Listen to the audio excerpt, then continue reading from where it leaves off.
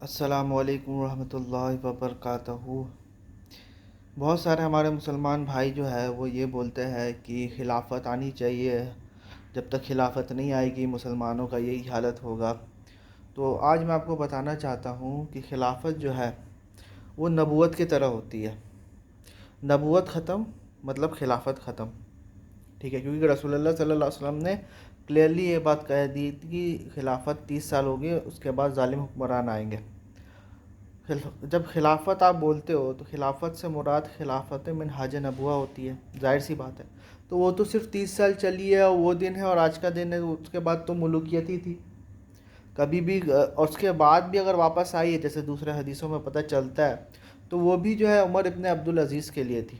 اگر آپ اس حدیث کو پورا پڑھو گے تو آپ کو پتہ چلے گا کہ وہ عمر بن عبدالعزیز کے بارے میں بات ہو رہی ہے۔ تو آج کے دن میں یہ بات بولتا ہوں کہ آج کے دن کوئی بھی خلافت کو واپس لوٹانے کی بات کر رہا ہے، وہ ٹیررزم، وہ فساد کی بات کر رہا ہے۔ جس طرح سے آج کے دن اگر کوئی بندہ نبوت کو واپس لوٹانے کی کوشش کرے گا تو وہ فساد کے بارے میں بات کرے گا، ہے نا۔ آج کے ڈیٹ پہ بولنا چاہیے نا کہ نبی ہونا چاہیے، نہیں ہو سکتا، کیونکہ قرآن نے نبوت کا خاتمہ کر دیا ہے، اسی طرح سے حدیث نے خلافت کا خاتمہ کر دیا۔ آج کے دن اگر کوئی اس کو یہ کرے گا تو وہ صرف فتنہ اور فساد ہی پھیلائے گا۔ اور آپ دیکھ لو ابھی تک جو خلافتی تنظیم ہے وہ دیکھو ٹیررزم میں انوالو ہے۔ کوئی بھی ایک، اور جو جماعت اسلامی بھی ہے جو مولانا مودودی کا ہے، وہ خود دیکھ لو کہ اپنے اندر جو ہے کتنے سارے چینجز وہ آلریڈی لا چکے ہیں۔ ان کا تھنکنگ اب مولانا مودودی کی تھنکنگ کی طرح نہیں ہے، وہ بہت زیادہ جو ہے ڈفرینس آ چکا ہے ان میں، آپ خود جا کے چیک کر لو۔ تو خلافت جو ہے وہ صرف 30 سال تھی۔ اور ایک اور بات میں آپ کو بتا دے رہا ہوں کہ اس کے بعد جو ہے مسلمانوں کی جو ہسٹری سٹارٹ ہوئی ہے اس میں اگر اچھی باتیں ہیں تو بہت ساری غلط باتیں بھی ہوئی ہیں۔ جیسے سب سے بڑی بات تو یہ ہے کہ سلیوری، سیکس سلیوری جو ہے وہ بہت کامن تھی ہم لوگ کے ہسٹری میں۔ اب آپ بولیے گا کہ نہیں اس زمانے میں کامن تھی، بھائی اس زمانے میں کامن تھی، وہ بات صحیح ہے، لیکن یہاں پر پوائنٹ ٹو بی نوٹڈ ہے کہ اسلام جو ہے وہ سلیوری کو ختم کرنے آیا۔ اس کی سب سے بڑی مثال میں آپ کو قرآن میں بتاتا ہوں کہ فک رقبہ، تو اللہ سبحانہ تعالیٰ بولتا ہی ہے قرآن میں، ایک بھی آیت قرآن کی ایسی نہیں ہے یا پھر صحیح حدیث میں نہیں ہے جس میں بولا جاتا ہے کہ تم سلیو بناؤ۔ جو آلریڈی سلیو تھے اس کو ہمیشہ چھوڑنے کی بات کی گئی ہے، اور کبھی بھی کسی کو بنانے کی بات نہیں کی گئی ہے، ٹھیک ہے۔ تو سلیوری بھی جو ہے وہاں بہت کامن تھی۔ پھر اس کے چکر میں جو ہے باپ، خلافت کے چکر میں جو ہے لوگ جو ہے ایک دوسرے کو مارتے کاٹتے بھی تھے، پاور پالیٹکس بھی بہت ہوا ہے۔ تو ہمیں یہ چیز دیکھنا چاہیے کہ آج جو ہے، آج کا مسلمان جو ہے اس کو چاہیے کہ وہ قرآن و سنت پہ، دیکھو بہت کلیشے ہو گیا اگر میں بولوں نا بار بار قرآن و سنت کے اوپر ہم لوگ نہیں ہیں، اسی لیے جو ہے ہم لوگ کا یہ حالت ہو گیا۔ اب میں آپ کو ایسی بات بولوں گا کہ سنت تو چلو، جو بندہ قرآن فالو کرتا ہے وہ الٹیمیٹلی سنت بھی فالو کر لیتا ہے، مجھے ایسا لگتا ہے۔ میرا اب یہ دعویٰ ہے کہ جو بندہ قرآن کو فالو نہیں کرتا اور علماء کو فالو کرتا ہے، یہی وجہ ہے کہ آج جو ہے ہم لوگ جو ہے اتنے پچھڑے ہوئے ہیں as compare to other communities around us. Main reason یہی ہے کہ ہم لوگوں نے قرآن کو چھوڑ دیا ہے۔ میں سنت بھی نہیں بولوں گا، حالانکہ میں بولتا ہوں قرآن و سنت فالو کرو، لیکن مجھے ایسا لگتا ہے کہ جو بندہ قرآن فالو کرے گا وہ الٹیمیٹلی سنت فالو کر ہی لے گا۔ اور جب سنت سے مراد یہاں پر صحیح حدیث بالکل نہیں ہے، کیونکہ یار صحیح حدیث بہت سبجیکٹو چیز ہے۔ اب میرے کو ایک بات بتاؤ، جو بھی میرے کو سن رہے ہیں میرے کو ایک بات بتاؤ، کہ صحیح حدیث تو سب کہہ رہے ہیں، ٹھیک ہے، لیکن سب الگ الگ فالو کر رہے ہیں۔ حنفی الگ فالو کر رہا ہے، مالکی الگ فالو کر رہا ہے، شافعی الگ فالو کر رہا ہے، اور حنبلی الگ فالو کر رہا ہے۔ تو پھر یہ الگ الگ کیوں فالو ہو رہا ہے؟ اگر آپ بولتے ہو کہ قرآن اور صحیح حدیث فالو کرنا چاہیے تو صحیح حدیث تو سب کے نزدیک الگ الگ ہے۔ اگر آپ بولتے ہو کہ بخاری مسلم فالو کرنا چاہیے تو کسی حنفی جو ہے وہ بخاری کو الگ نظر سے دیکھتا ہے، ایک مالکی جو ہے وہ بخاری کو الگ نظر سے دیکھتا ہے، اور شافی جو ہے وہ بھی سب کے سب جو ہے اپنے اسکول آف تھاٹ کے حساب سے جو ہے وہ بخاری اور مسلم کو دیکھتے یا حدیث کو دیکھتے ہیں، اور اپنی مرضی کی حدیث وہ بھی مانتے ہیں اور اس کو رد کرتے، جو بھی چیز ان کے اصول کے خلاف جاتی ہے ان کو رد کر دیتے ہیں. جیسے مثال کے طور پہ میں آپ کو بتا دے رہا ہوں، امام مالک کا یہ اصول ہے کہ خبر احد اگر عمل مدینہ سے ٹکراتی ہے تو اس کو ریجیکٹ کر دیا جاتا ہے.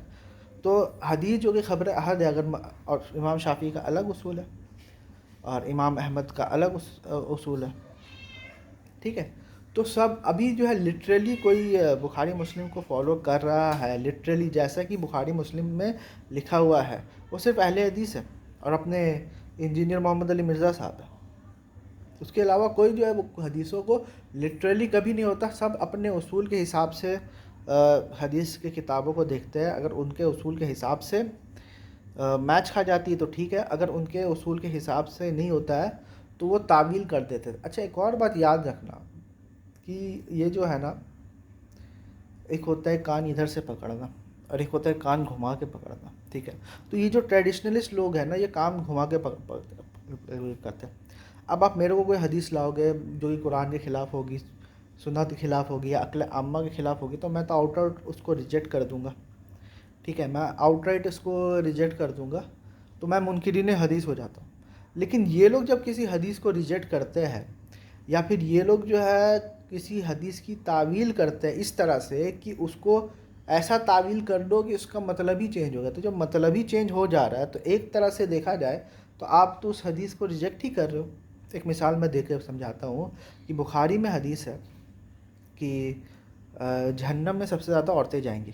ٹھیک ہے، اب اس میں اس حدیث کو انٹرپریٹ کرنے کے لیے دو گروہ ہو گئے. تو حنفی ٹائپ کے علماء کچھ ہو گئے، وہ ڈائریکٹ اس حدیث کو ریجیکٹ کرتے ہیں، بولے کہ یہ جو ہے عقل عامہ کے خلاف جاتی ہے. اور جو آبزرو ہم لوگ کر رہے ہیں کہ ناشکری تو سب سے زیادہ جو ہے مرد کرتے ہیں اور کرائمس جو سب سے زیادہ مرد کرتے ہیں، تو جہنم میں عورتیں زیادہ کیوں جائیں گی؟ تو اس ٹائپ کے علماء آپ کو مل جائیں گے. اور دوسرے اس ٹائپ کے جیسے امام ابن حجر ہو گئے، امام نووی ہو گئے، یہ لوگ سند کو دیکھ کے تو سند کا انکار تو یہ لوگ کرتے ہیں نہیں. اگر ان لوگ کے حساب سے صحیح سند کے اندر کچھ بھی بک دیا جائے، کوئی بھی گاربیج ڈال دیا جائے، تو وہ لوگ اس کو ایکسیپٹ کر لیں گے.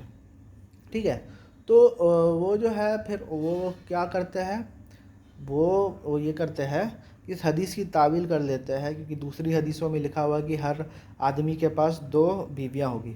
تو جب ہر آدمی کے پاس 2 بیویاں ہوگی تو پھر جنت میں بھی جو ہے میجورٹی جو ہے وہ عورتیں ہوں گے.